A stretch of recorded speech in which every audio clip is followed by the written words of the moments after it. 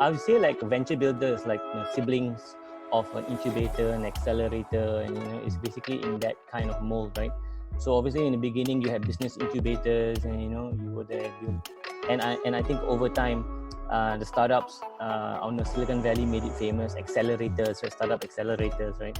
But now I think you go into then something called a venture builder. Right? I think when I ran an accelerator, I think and also a little bit about what my time as Asia's representative in the global lean startup machine board, right?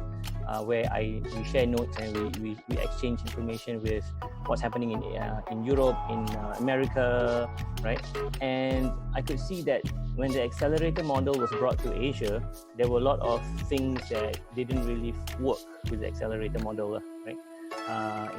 There were, because US had a particular dynamic ecosystem that made accelerators work. And when you came to Asia, that ecosystem, that support system outside the accelerator was not present, right? So there's nothing wrong about the accelerator model, right? It's fine. It's just that there were things that things that I learned. So what happens is that I think in absence of the ecosystem, they have a lot of support services or expertise that are kind of like recycled, right? Recycled and used. So for example, it could be things like they have a tech team, they have a growth hacking team, they have all these other services that get shared between the startups and the venture builder. And obviously you also have a lot of business support services like HR, finance, legal, law. Yeah. Because your startup, we just can't afford. Every single startup can't afford to hire, a proper. Don't talk about CFO. Even sometimes like finance managers and senior accountants, right? It gets a bit too expensive, right? Legal representative, it gets too expensive, right? And you don't want them. You don't need them all the time anyway, right?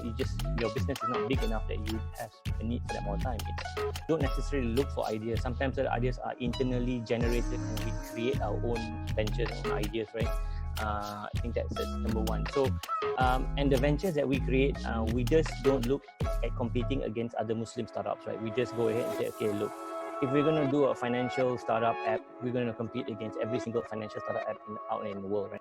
We really strive for our entrepreneurs to have the niyat or the intention, right? That means there must be a link on why you're doing this, what's your intention with Allah, why you're doing this, and that would then permeate in terms of throughout the entire startup and you doing what is right and what is morally correct, right? So even if you fail or you did not succeed, but we knew that as investors, right, the founder didn't do anything morally wrong, or he didn't do anything even illegally wrong, right?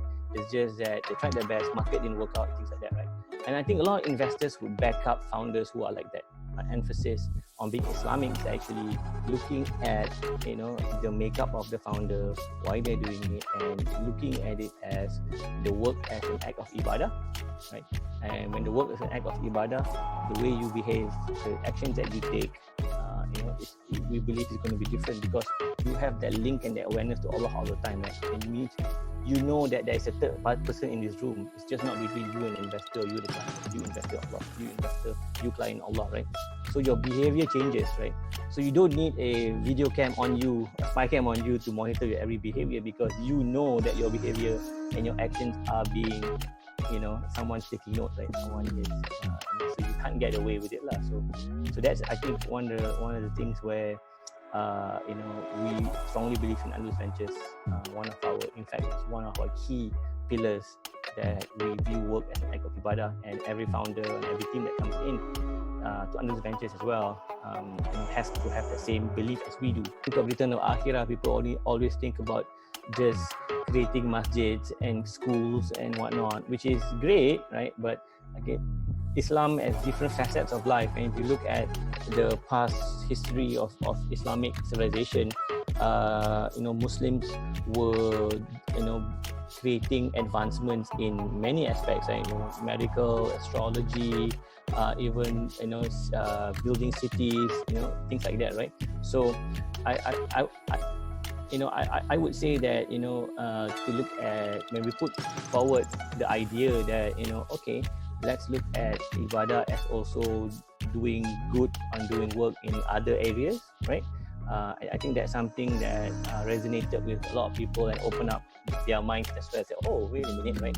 I can get involved in those ventures, and it could also definitely, inshallah, get me some returns as well, right? So is to ask yourself why, right? The big why. Why are you starting this startup? Why do you want to do what you want to do, right? Because obviously, as you know, the startup journey and everything, has already been made to sound very sexy and made to sound very cool and things like that. But the reality of it is that it's actually a very, very difficult journey, and you're going to be faced with a lot of challenges. And if you're not doing what you're passionate about and what you love, you're not gonna continue with the startup for long.